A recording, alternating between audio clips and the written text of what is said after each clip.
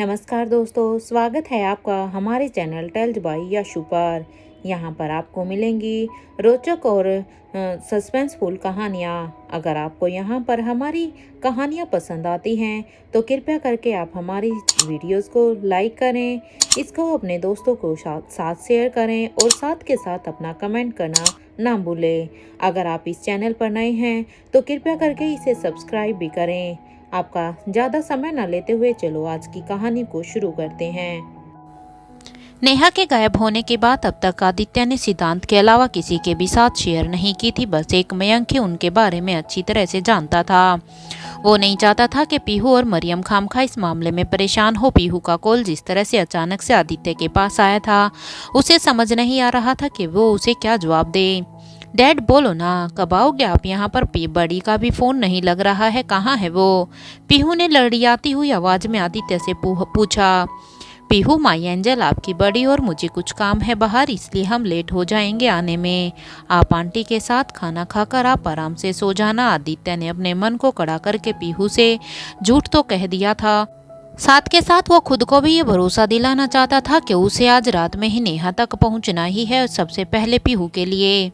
पर हाँ तो पर आप आओ तो ओगे ना? पीहू ने बड़े ही प्यार से इतना प्यारा सवाल पूछ लिया था। ये सुनते ही आदित्य को अब ऐसा लग रहा था जैसे पीहू ने अपनी बड़ी के ऊपर पीहू अपनी बड़ी के ऊपर आई मुसीबत को सेंस कर लिया था। आज से पहले तो उसने कभी भी इस तरह से घर आने की जिद नहीं की थी, तो फिर आज अचानक से उसे क्या हो गया था?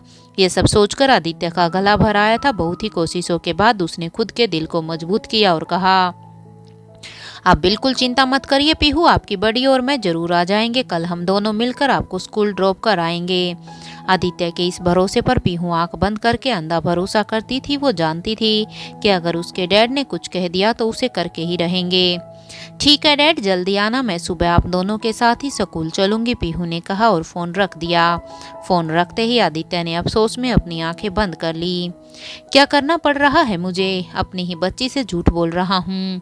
कोई बड़ी उम्मीद तो नहीं कर रही है ना? वो इतनी छोटी सी बच्ची को अपनी माँ की जरूरत है अभी, इसमें क्या गलत है? क्या मैं उसकी इतनी छोटी सी उम्मीद भी पूरी नहीं कर पाऊंगा? क्या इस छोटी सी उम्र में मेरे होते हुए पीहू अपनी माँ के लिए तड़प उठेगी? ऐसे ढेरों ही सवालों ने आदित्य को हर तरफ से घेर लिया था। नहीं, आदित्य सिंघानिया इतना कमजोर नहीं हो सकता। उसकी वाइफ को कुछ मामूली से गुंडे उठाकर ले गए और ये जिसने भी किया है उस आदमी की मैं जिंदगी बर्बाद ना कर दूं तो मैं भी आदित्य सिंघानिया नहीं। पीहू तुम्हारी बड़ी घर वापस जरूर आएगी, आदित्य ने अब गुस्से में अपने मन में ही सोचा। या नेहा अब धीरे धीरे उठने लगी थी। बार बार पीहू का नाम बड़बड़ाते हुए उसने अपनी आंखें खोलनी शुरू की। उसने देखा कि जिस जगह पर वो थी उसने पहले कभी वो जगह नहीं देखी थी। हर तरफ अंधेरा था। एक खिड़की थी सामने की तरफ, लेकिन उससे भी कुछ खास दिखाई नहीं दे रहा था। अच्छे से आंख खोलने पर बड़ी मुश्किल से उसने जब ध्यान से देखने की कोशिश की तो उसे अपने सामने एक कुर्सी नजर आई, जिस पर एक आदमी बैठकर आगे पीछे उस कुर्सी के सहारे झूल रहा था। कौन कौन हो तुम और मुझे यहाँ क्यों लेकर आए हो? नेहा ने लड़खड़ाती हुई आवाज में पूछा। न उसके शरीर में ज्यादा ताकत बची थी और ना ही उसकी आवाज में। नेहा खुद उस आदमी को वहां पर देखकर बहुत ही हैरान थी। इतने बड़े बड़े बोल बोलने वाली नेहा आज उसकी आवाज कैसे नहीं निकल रही? उस आदमी ने गुस्से में पूछा। नेहा को उसकी आवाज से कुछ ज्यादा समझ नहीं आ रहा था कि वो कौन है। अंधेरा इतना था कि चेहरा भी साफ देख पाना थोड़ा सा मुश्किल था। नेहा ने खुद का होश संभाला तो उसने महसूस किया कि उसके दोनों हाथों और पैरों को बांधा गया था। वो उन्हें हिलाने की कोशिश भी कर रही थी तो रस्सी इतनी टाइट थी कि दर्द उसे ही हो रहा था। ये क्या किया है तुम लोगों ने? मुझे छोड़ो, मुझे जाने दो, मुझे हो कौन तुम?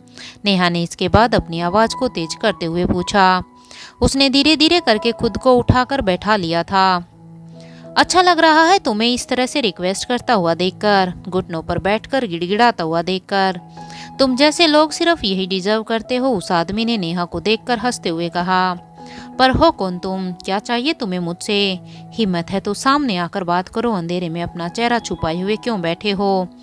मुझे बांधकर खुद बड़ी बड़ी बातें करके किस तरह का बदला लेना चाहते हो तुम? हाँ, साफ साफ कहो कि क्या चाहते हो। नेहा ने इस बार अपने शरीर की पूरी ताकत लगा दी थी ये सब कहने में। उसकी बातों में गुस्सा था, दर्द था और कंफ्यूजन भी था, बस डर नहीं था। इतना सब कुछ होने के बाद भी उसकी आंखें पीड़ित जैसी झुकी नहीं थी, बल्कि पूरी हिम्मत से वो सवाल ही कर रही थी। नेहा की बातें सुनकर अब वो शख्स अपनी जगह से खड़ा हो गया और वो अब उस रोशनदान के पास वहां आकर खड़ा हो गया जहां से सीधी रोशनी अब अंदर आ रही थी, जो बाहर लगी हुई स्ट्रीट लाइट की थी। उस रोशनी में आते ही अब उसका चेहरा नेहा को एकदम साफ नजर आ रहा था, जिसे देखते ही उसे सारा का सारा खेल अब साफ नजर आ रहा था। हर्षित शुक्ला तुम? नेहा ने चौंकते हुए पूछा। हर्षित को देखते ही नेहा के दिमाग में पूरी कहानी अब घूमने लग गई थी। हर्षित वही था जिसके काले कर्मों का भांडा रूहान मलिक ने फोड़ा था।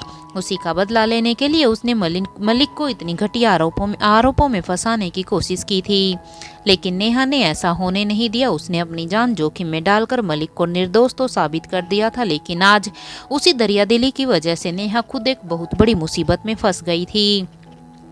हाँ, मैं याद आया कुछ। वैसे मुझे लगता नहीं कि मुझे किसी परिचय की जरूरत है, मुझे तो काफी अच्छे से जानती होगी आप मिस नेहा, मलिक की इतनी अच्छी दोस्त जो ठहरी तुम। हर्षित ने नेहा के करीब आकर उसकी हालत पर तरस खाते हुए कहा। हाँ, बहुत अच्छे से, तुमको भी और तुम्हारे घटिया इरादों को भी, सब कुछ जानती हूँ मैं, नेहा ने अपने हाथ मारते हुए गुस्से में कहा। वो कोशिश कर रही थी कि किसी तरह से उसके हाथ खुल जाए ताकि वो पूरी ताकत से हर्षित का सामना कर सके। जितना ज्यादा बेचैन हो रही थी, हर्षित के चेहरे की हंसी उतनी ही ज्यादा बढ़ती जा रही थी। हाँ, अगर इतना ही जानती हो तो ये भी पता होगा कि तुम ये जो बेकार की कोशिशें कर रही हो उससे कुछ नहीं होने वाला है। तुम्हें यहाँ पर मेरे पास लाया गया है, पता है क्यों? हर्षित इतना बोलकर अब चुप हो गया। उसकी आंखों में बदले की आग नेहा को साफ नजर आ रही थी। पता है क्यों? हर्षित ने इस बार इतनी जोर से चिल्लाते हुए कहा कि आवाज बाहर खड़े हुए उसके आदमियों को भी सुनाई दे गई थी।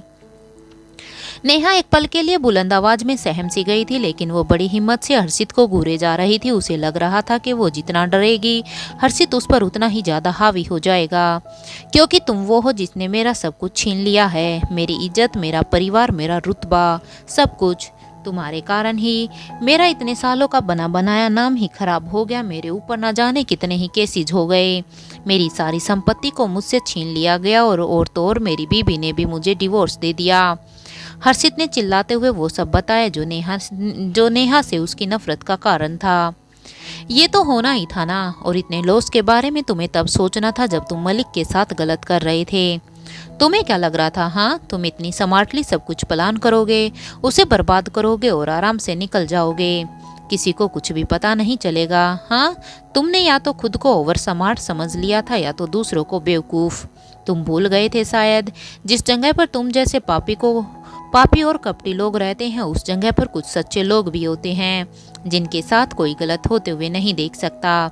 नेहा ने बड़ी ही हिम्मत से उसको मुंह तोड़कर जवाब दिया। उसे पता था कि इन बातों से हर्षित को कुछ खास फर्क तो नहीं पड़ेगा। बहुत शौक है तुम्हें अच्छाई की मूर्त बनने का, महान बनने का, मसीहा बनने का। आज पता चलेगा तुम्हें कि इन सब की कीमत क्या होती है। आज पता चलेगा कि मलिक की मदद करके हर्षित से दुश्मनी तुम्हें कितनी भारी पड़ेगी। हर्षित ने अपनी गुस्से से भरी आंखों से नेहा के करीब आते हुए कहा। इस वक्त उसका शरीर बदले की आग में जल रहा था। उसे इस वक्त सिर्फ अपनी बर्बादी और उसका कारण सिर्फ नेहा ही दिखाई दे रही थी। ऐसी धमकियों से डरने की कोशिश करना उसे जिसने कुछ गलत किया हो। मैं ना गलत हूँ ना मैं डरूंगी, नेहा ने उसकी आंखों में आंखें डालकर जवाब दिया। ये सुनकर हर्षित से खुद को रोका नहीं गया और उसने बड़ी ही ताकत के साथ नेहा की गर्दन पकड़ ली। मुझसे जबान लड़ाएगी? हर्षित से तुम्हें पता नहीं है कि शायद मैं कौन हूँ? अच्छा है, आज पता चल जाएगा। आज पता चलेगा तुझे कि तूने शेर के मुंह में हाथ डाला है। हर्षित ने जोर से उसका गला दबाते हुए कहा। सांस अटकने की वजह से नेहा का चेहरा पूरा लाल हो चुका था। खुद को बचाने के लिए उसके ना हाथ खुले थे ना पाँव। अचानक से सेल्फ डिफेंस में नेहा ने अपने घुटनों का इस्तेमाल किया और उसके सहारे उसने हर्षित के पेट पर एक जोर की लात मारी। झटके से हर्षित का हाथ छूटा, तब जाकर नेहा ने सांस ली। इतनी देर से गला दबा होने के कारण उसे जोर की खांसी आनी शुरू हो गई। हाउ डेयर यू, मुझे लात मारने की हिम्मत कैसे हुई तुम्हारी? हाँ, हर्षित ने तुरंत उस पर पलटवार करते हुए नेहा को एक जोर का थप्पड़ मारा। उसके ऊपर बदले का भूत इस कदर से सवार हो गया था कि वो इतना बेरहम हो गया था। मुझ पर पैर उठाने का सोचा भी कैसे तुमने? हाँ, तुम्हें होश है ना कि तुम मेरे कब्जे में हो? हर्षित ने ये कहते हुए नेहा को एक और थप्पड़ मार दिया। नेहा अब अपने आप को संभाल पाती कि उससे पहले ही हर्षित ने उसे जानवरों की तरह पीटना शुरू कर दिया। ऐसा लग रहा था जैसे आज वो अपना बदला लेने के लिए नेहा की जान ही ले लेगा। नेहा के होठ से सिर से खून निकलना शुरू हो गया था, लेकिन हर्षित का हाथ नहीं रुक रहा था। जब उसके आदमियों को लगा कि वो अपना आपा खो चुका है, तब वो भागते हुए उसे रोकने के लिए आए। सर बस कीजिए सर, मर जाएगी सर। दो आदमियों ने हर्षित के हाथ को रोकते हुए उसे पीछे खींचकर बोला। मरती है तो मर जाए, इसमें मेरी लाइफ खराब करके रख दी है, मैं इसकी जिंदगी ही खत्म कर दूंगा। हर्षित ने अपने हाथ पांव पटकते हुए बोला। उसके अंदर इतना गुस्सा, इतना क्रोध भर चुका था कि उसका खुद को संभालना मुश्किल हो रहा था। सर मर जाएगी तो आप बदला कैसे लेंगे? एक आदमी ने हर्षित को बड़ी मुश्किल से कुर्सी पर बैठाते हुए कहा। हर्षित ने 2-3 बार गहरी सांस ली और कुछ सोचते हुए पूछा, मतलब?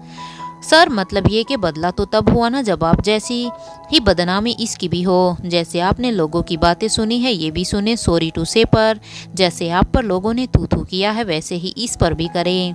उसके बाद ये मर भी जाए तो हमें क्या ही है, तभी होगा ना आपका बदला पूरा। लेकिन अगर उससे पहले ये मर गई तो उसके अंदर का गुस्सा भी शांत, तो आपके अंदर का गुस्सा भी शांत नहीं होगा। उसके आदमी ने हर्षित को ठंडे दिमाग से समझाया। हाँ तुम ठीक कह रहे हो, इस लड़की को दर्द देने से ज्यादा जरूरी है इसका गुरूर तोड़ना, इसकी हिम्मत को तोड़ना। हर्षित ने अब शराब पीते हुए गहरी सांस लेकर कहा। अब सही समझे हैं आप, और ये बताने की जरूरत बिल्कुल भी नहीं है कि ये कैसे हो सकता है। सुंदर लड़की है सर, अगर आप चाहे तो एक तीर से 2 निशाने लगा सकते हैं। उसके आदमी ने हर्षित को वल्गर इशारे करते हुए बताया। हर्षित समझ चुका था कि उसके कहने का क्या मतलब था। नेहा अभी तक तो मैंने तुम्हें सिर्फ दर्द देना चाहता था, लेकिन अब जो होगा वो तुम भी सोच भी नहीं सकती हो। हर्षित ने ये कहते हुए एक के बाद एक गिलास शराब पीनी शुरू कर दी। यहाँ नेहा के शरीर में इतनी चोट आ चुकी थी कि उसकी आंखें भी खुली नहीं, उससे अपनी आंखें भी खोली नहीं जा रही थी। दर्द के कारण उसकी आंखें बंद हुई जा रही थी, पर उसके मुंह से सिर्फ एक ही बात निकल रही थी, आदित्य, आदित्य तुम कहाँ पर हो? आदित्य, पीहू का ख्याल रखना। नेहा बेहोशी की हालत में बस आदित्य और पीहू का ही बार बार नाम लिए जा रही थी। उसे पता था कि एक आदित्य ही है जो उसे इस नरक से निकाल सकता था, और अगर बदकिस्मती से आज कुछ हो गया तो भी वह एक वही है जो पीहू का ख्याल रख सकता था। वो दिल ही दिल में बस यही परे कर रही थी कि बस आदित्य को किसी तरह से उसकी लोकेशन का पता चल जाए। यहाँ आदित्य के हाथों अभी तक कुछ खास नहीं लगा था। सिद्धांत और उसकी टीम इन्वेस्टिगेशन में पूरी तरह से जुट गई थी। जिस गाड़ी में नेहा को डालकर ले जाया गया था उसका नंबर सीसीटीवी में कैद नहीं हो पाया था। उसकी वजह से अभी तक उस गाड़ी का कुछ पता नहीं चल पाया था। लेकिन सिद्धांत ने नेहा का नंबर ट्रेस करवाना शुरू कर दिया था। वो जिस लोकेशन पर था उसके लिए एक नंबर को ट्रैक करवाना कोई बड़ी बात नहीं थी। कुछ पता चला? लोकेशन मिलने में कितना टाइम और लगेगा? आदित्य ने पैनिक होकर सिद्धांत से पूछा। इस काम में थोड़ा टाइम लगता है, तुम टेंशन मत लो, हमने प्रोसेस शुरू कर दिया है, बस थोड़ी ही देर में हमारे पास कोई ना कोई इन्फॉर्मेशन तो आ ही जानी चाहिए, सिद्धांत ने कहा। तभी अचानक से उसका फोन बजा। Hello, any update? सिद्धांत ने सख्त आवाज में पूछा। उस फोन के आते ही आदित्य के चेहरे पर जैसे एक उम्मीद लौट आई थी। सिद्धांत उसे इशारे में शांत रहने के लिए कह रहा था, लेकिन आदित्य की घबराहट तो अब जग जाहिर हो चुकी थी। फोन रखते ही सिद्धांत ने कहा, नेहा का मोबाइल ट्रैक हो चुका है, उसकी लास्ट लोकेशन मालविया नगर के पास दिखा रहा है। मालविया नगर? ये तो यहाँ से काफी दूर है, आदित्य ने कहा। हाँ तुम एक काम करो, तुरंत इस लोकेशन पर पहुंचो, सिद्धांत ने अपनी टीम को ऑर्डर दिया। तुम मेरे साथ आओ आदित्य, उसने आगे कहा। जैसा कि प्लान हुआ, सिद्धांत, आदित्य और मयंक सीनियर इंस्पेक्टर्स के साथ एक गाड़ी में थे और बाकी की टीम दूसरी गाड़ी से उसी जगह पर पहुंच रही थी और जहां पर नेहा के फोन का लोकेशन मिला था। कुछ देर बाद वो सारे उस लोकेशन पर पहुंच गए थे। लोकेशन वहां सब सपोर्ट हुई जहां एक सुनसान सा हाईवे था। बहुत ही चालाकी से नेहा के फोन को यहाँ फेंका गया था, सिद्धांत ने सड़क के आगे पीछे देखते हुए कहा। वो चेक कर ही रहा था कि अगर कहीं से कोई सीसीटीवी कैमरा मिल जाए तो शायद उनकी कोई मदद हो जाए, पर यहाँ तो कुछ भी नजर नहीं आ रहा। यहाँ से आगे कहाँ जाए? होंगे भी तो होंगे वो लोग, ये कैसे पता चलेगा? आदित्य ने कहा। रात के अंधेरे में हाईवे पर वैसे भी कुछ नजर नहीं आ रहा था, कोई इंसान भी नहीं दिख रहा था जिससे कि कुछ पूछा जा सके। एक काम करो, 4-4 की टीम में बट जाओ। कुछ लोग दाएं जाने वाले रास्ते पर जाकर पूछताछ करो, कुछ बाएं लोगों से पूछो किसी ने येलो कलर की वैन देखी है क्या। जो मिले सबसे पूछो। हर एक दुकान, हर एक इंसान, कुछ न कुछ तो जरूर पता चलेगा, सिद्धांत ने सबको समझाया। आदित्य का डर वक्त के साथ ही बढ़ता जा रहा था। उसकी घबराहट से ये सोच समझकर ही बढ़ती जा रही थी कि नेहा के साथ क्या हो रहा होगा, वो किस हाल में होगी, पता नहीं ठीक होगी भी या नहीं।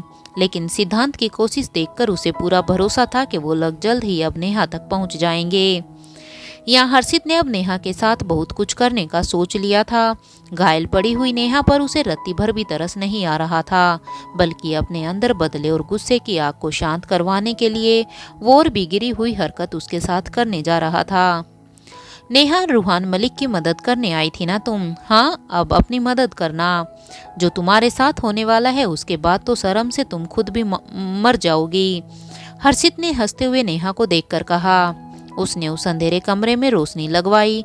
जिस जगह वो लेटी हुई थी उसके ठीक सामने उसका कैमरा रखवाया। अब जो वो नेहा की आबरू के साथ करने वाला था उसे रिकॉर्ड करने का पूरा इंतजाम कर लिया था उसने। उसका प्लान था कि नेहा के साथ बनाई हुई इस वीडियो के सहारे वो उसे जब मन करे ब्लैकमेल करेगा और जब मन करे उसे बदनाम भी करेगा। नेहा पूरी तरह से बेहोश हो चुकी थी। उसे तो खबर ही नहीं थी कि उसके साथ क्या होने वाला था। यहाँ आदित्य, सिद्धांत और उनकी टीम अलग अलग दिशाओं में जाकर लोगों से पूछताछ करने में लगी हुई थी। थोड़ी देर बाद जब हवलदार भागते हुए सिद्धांत के पास आया और बोला, सर कुछ पता चला है? हाँ तो बताओ जल्दी, सिद्धांत ने पूछा।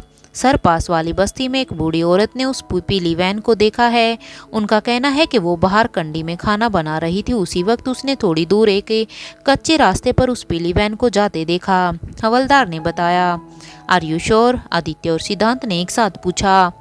आदित्य के मन को अब एक बड़ी उम्मीद दिखाई दे रही थी। यस सर, उसका कहना है कि वो एकदम श्योर है, हवलदार ने बताया। ये सुनते ही सिद्धांत ने अपनी पूरी टीम को एक साथ उसी दिशा में भेज दिया जिस तरफ उस बुढ़िया की बस्ती थी।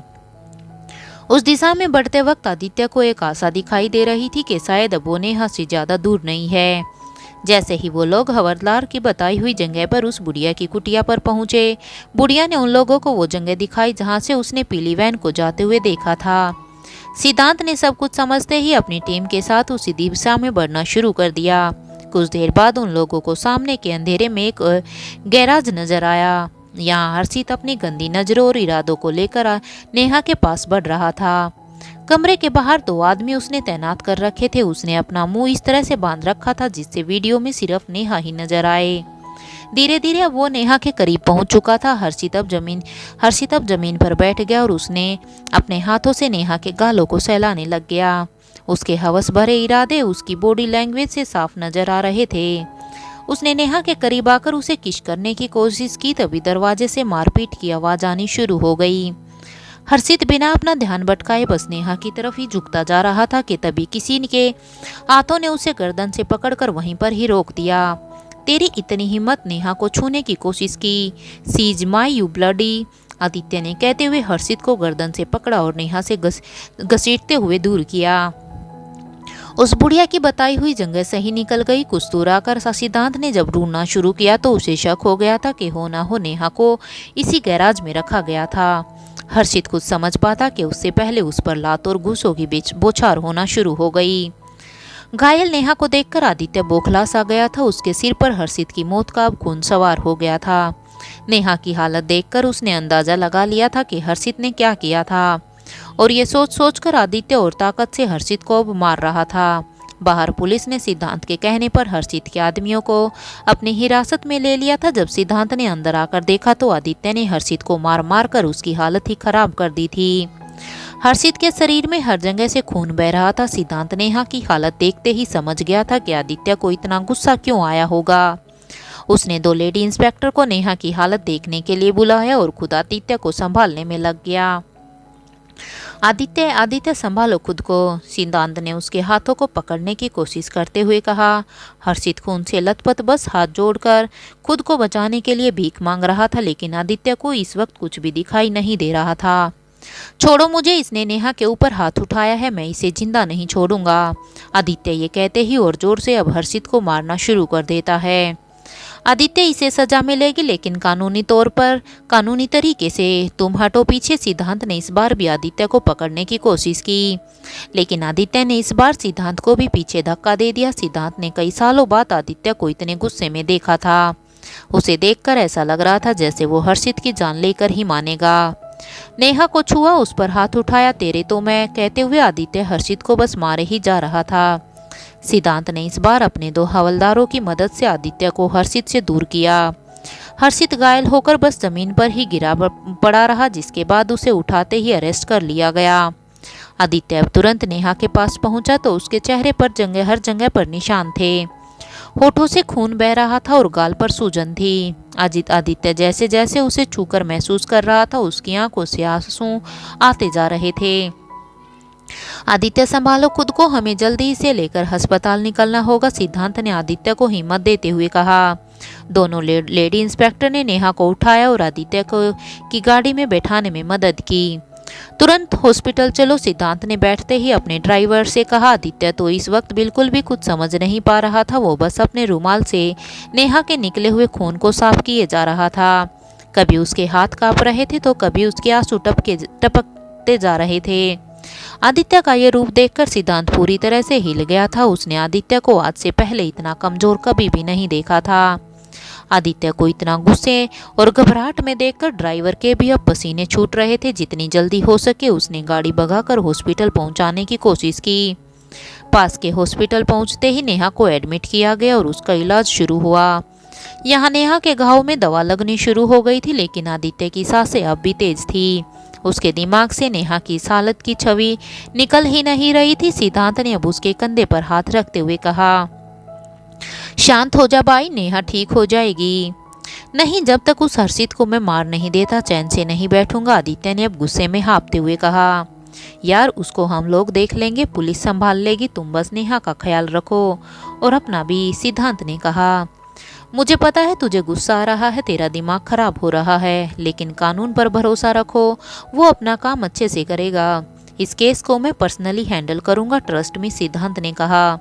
आदित्य को भरोसा था कि सिद्धांत इस मामले में कहीं पर भी लापरवाही नहीं करता था, इसलिए उसने सिर हिलाते हुए हाँ कह दिया। पेशेंट के साथ कौन है? डॉक्टर ने कुछ देर बाद आकर पूछा। जी मैं हूँ। वो कैसी है? Is C fine? आदित्य ने घबरा कर पूछा। वो ठीक है, चोट भरने में थोड़ा सा समय लगेगा, लेकिन she is out of danger now, doctor ने बताया। ये सुनते ही आदित्य की जान में जान आई। उसने खुशी के मारे सिद्धांत को गले लगा लिया। सिद्धांत आज और भी करीब से महसूस कर पा रहा था कि नेहा आदित्य के लिए क्या थी। रात भर आदित्य नेहा के सिरहाने बैठा रहा, कभी उसके माथे को चूमता तो कभी उसके गालों को सहलाता। आज तो उसे डर लग रहा था कि जैसे उसने नेहा को खो ही दिया। रात भर उसके बेड पर सिर रखकर आदित्य ने अपनी रात काट दी। अगले दिन सुबह होते ही नेहा की आंख खुली तो उसने आदित्य को अपने बगल में बैठे पाया। जिस तरह से वो हेड डाउन करके बैठा हुआ था, वो समझ गई थी कि रात भर वो ठीक से सोया नहीं था। यहाँ कल हुए इंटरव्यू के बाद रोहन नेहा को कांटेक्ट करने की बहुत ही कोशिश कर रहा था, लेकिन उसका फ़ोन ही नहीं लग रहा था। जब रोहन ऑफिस पहुंचा तो उसे नेहा के एक्सीडेंट की खबर मिली। आदित्य ने रात में ही मयंक से कहकर कंपनी में ये खबर पहुंचवा दी थी। नेहा की जब आँख खुली तो अपने सामने आदित्य को देखकर अब नेहा की आंखें भी भर आई। ऐसा लग रहा था जैसे वो जब होश खो रही थी तो भी आदित्य का नाम उसकी जुबान पर था, और अब जब होश में आ रही है तो भी उसके सामने आदित्य ही है। उसे दर्द से ज्यादा इस वक्त आदित्य के होने से प्यार की गर्माहट महसूस हो रही थी, जिसने उसके दिल को भर दिया था। नेहा के आंसू गिरना शुरू हो गए तो उसमें से कुछ आदित्य के हाथ पर जा टपके। आदित्य तुरंत हकबगाते हुए उठ गया। आदित्य को खुद के लिए इतना परेशान होता देखकर नेहा के सामने वो सब कुछ घूमने लगा जो उसके साथ हुआ था। हर्षित ने जिस बेरहमी के साथ उस पर हाथ उठाया था, ये सोचकर भी नेहा की रूह कांप जा रही थी। उसे डर था कि कहीं उसके साथ हर्षित ने कुछ और गलत तो नहीं कर दिया, जिसके कारण वो बस अब रोई जा रही थी। आदित्य ने उसे संभालने के लिए उसके सिर पर हाथ रखकर सहलाया तो नेहा जोर जोर से रोने लग गई। शिश, शांत हो जाओ नेहा, अब ठीक है, सब ठीक है, तुम ठीक हो, आदित्य ने भारी आवाज में कहा। उसने अपने हाथों से नेहा के आंसुओं को पोंछना शुरू किया। वो हर्षित, मुझे कुछ याद नहीं है आदित्य, मुझे तो होश भी नहीं था, नेहा इतना कहकर आदित्य का हाथ पकड़कर अब रोने लग गई। आदित्य ने उसे संभालने के लिए उसका सिर अपने सीने से लगा लिया और उसकी पीठ को सहलाना शुरू कर दिया। बस चुप, तुम ठीक हो, बिल्कुल चिंता मत करो, आदित्य ने कहा। सच, तुम सच कह रहे हो ना? वो सच में कुछ भी कर नहीं पाया ना? नेहा ने डरते हुए पूछा। हाँ, आदित्य ने कहते हुए उसके माथे को चूमा और आगे कहा, हाँ सच कह रहा हूँ, मेरे होते हुए तुम्हें कुछ होने भी नहीं दूंगा, तुम बस किसी भी चीज की फिक्र मत करो, आदित्य ने कहा और नेहा की पीठ सहलाई। इतना कहने के बाद नेहा को इस बात पर विश्वास तो हो गया था, लेकिन हर्षित ने जो उसके साथ किया उसकी भयानक यादें उसके दिमाग को छोड़ नहीं रही थी। रह रहकर वो रोने लग रही थी, बिलखने लग रही थी। उसे इस तरह से आदित्य ने पहले कभी नहीं देखा था। उसकी ऐसी हालत देखकर आदित्य का दिल अब पल पल टूट रहा था। हर्षित शुक्ला, बहुत गलत किया तुमने, बहुत ज्यादा गलत। नेहा का हाल जो तुमने किया है उसके लिए मैं तुम्हें बिल्कुल भी नहीं छोड़ूंगा, आदित्य ने मन में सोचते हुए नेहा को संभाला। मुझे माफ कर दो, आई एम सॉरी, मैं आने में लेट हो गया, मैं तुम्हें समय पर नहीं ढूंढ पाया, मुझे माफ कर दो, आदित्य ने सिर झुकाकर नेहा से कहा। नेहा ने धीरे धीरे उसके दोनों हाथों को पकड़ने की कोशिश की और कहा, तुम्हें माफी मांगने की जरूरत नहीं है आदित्य, तुमने तो मेरी जान बचाई है, मेरी इज्जत, मुझे तुम्हें थैंक यू बोलना चाहिए। अगर तुम नहीं आती तो न जाने मेरे साथ और क्या हो जाता। In fact I am so sorry, मैं बार बार तुम्हें परेशान करती रहती हूँ, मेरे कारण सिर्फ मैं ही नहीं, मेरे साथ तुम भी परेशानियों में फंस जाते हो। तुम्हारे पास ऑलरेडी इतना काम है, उसके बाद मेरी वजह से तुम्हें ये सब। नेहा को वो सब कुछ बोले जा रही थी जो उसके मन में अभी आ रहा था। आदित्य को इतनी बार थैंक्स बोल चुकी थी कि अब आखिरकार आदित्य को भी उसका मुंह बंद करना पड़ा। बस बस करो अब no sorry, no thank you, only rest, समझी तुम, आदित्य ने अपनी हथेली को उसके मुंह पर धीरे से रखते हुए कहा। नेहा खुद तो बहुत ही वल्नरेबल थी, लेकिन आदित्य को इतना हक और प्यार जताते हुए वो पहली बार देख रही थी। कुछ ही देर में पीहू और मरियम आंटी यहाँ आते होंगे, मुझे कुछ अर्जेंट काम है, ऑफिस जाना होगा, तुम अपना ध्यान रखो और कुछ भी सोचने की जरूरत नहीं है, आराम से आंखें बंद करके सो जाओ, आदित्य ने उसे समझाया। नेहा ने भी सिर हिलाते हुए हाँ कह दिया और अपनी आंखें बंद कर ली। उसके पास नर्स को बैठाकर आदित्य ऑफिस जाने के लिए रेडी हो गया था। अगर अर्जेंट नहीं होता तो वो कभी नेहा को इस हाल में छोड़कर वहां से नहीं जाता। नेहा की आंख कब लग गई उसे भी पता नहीं चला। जब उसकी आंख खुली तो लगभग दोपहर हो चुकी थी। उसके सामने पीहू और मरियम आंटी बैठे हुए थे। उसे ऐसी हालत में देखकर पीहू का संभलना मुश्किल हो रहा था, लेकिन मरियम ने बड़े प्यार से उसे बैठाया हुआ था। पीहू को देखकर नेहा को ऐसा लगा जैसे वो आज उसी के लिए हॉस्पिटल के बेड पर थी। अगर उसकी लाइफ में पीहू नहीं होती तो शायद उसकी किस्मत उस पर इतनी मेहरबान भी नहीं होती। कुछ देर बाद जब पीहू को आराम करने के लिए मरियम घर ले गई तो नेहा अपने रूम में आराम कर रही थी। आदित्य ने उसके लिए एक प्राइवेट रूम ले रखा था जिसमें उसके सारे इलाज चल रहे थे। नर्स ने आकर नेहा से पूछा, मैडम आपसे रूहान मलिक नाम का एक आदमी मिलने आया है, आप मिलना चाहते हो? ये सुनते ही नेहा भी सोच में पड़ गई। उसे पता था कि ये खबर रूहान तक पहुंचते ही वो उससे मिलने जरूर आएगा। वो अगर ना भी कर देती तो शायद उसे लगता कि नेहा उससे नाराज है। यही सोचकर नेहा ने नर्स को हाँ कह दिया। ठीक है, बोल दो उनसे आ जाए अंदर, नेहा ने कहा। अगले ही पल नेहा के रूम में मलिक आ चुका था। उसके चेहरे पर टेंशन और आंखों में आंसू थे। नेहा को देखते ही उसे ऐसा लग रहा था जैसे नेहा को उसके ही कर्मों की सजा मिली हो। नेहा कैसी हो तुम? मैंने तुम्हें कॉल करने की बहुत ही कोशिश की लेकिन तुम्हारा फ़ोन बंद आ रहा था। फिर मैंने जब ऑफिस में बात की तो मुझे पता चला कि तुम यहाँ हो, मलिक ने बड़े ही इमोशनल भाव से नेहा को देखते हुए कहा।